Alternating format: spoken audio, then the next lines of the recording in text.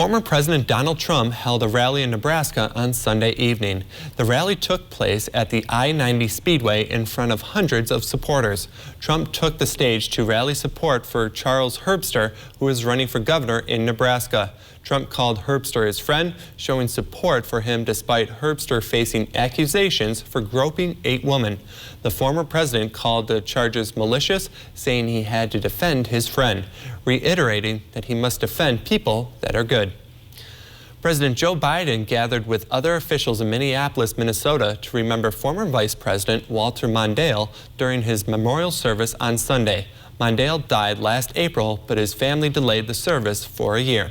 The memorial honored former Vice President Mondale's legacy in state and national politics. It was held at Northrop Auditorium, and the public had the option to watch via live stream. Speakers for the invitation-only service included President Biden and Minnesota Governor Tim Walz. President Biden described Mondale as one of the nation's most dedicated patriots and public servants. Before running for president in 1984, Mondale served as Minnesota's senator from 1964 to 1976 when he became the vice president under Jimmy Carter. Today we're learning more about House Speaker Nancy Pelosi's surprise visit to Ukraine. The trip comes as Russia ramps up its attacks, even targeting an area housing arms and ammunition sent by the United States. NBC's Bree Jackson has more. House Speaker Nancy Pelosi and a U.S. delegation walking in the streets of Kyiv with President Zelensky. Their visit under wraps for security reasons. We believe that we are visiting you to say thank you for your fight for freedom. Zelensky expressing gratitude for the support. Thank you very much for this support. It's very important, and I think you have to know that we'll win.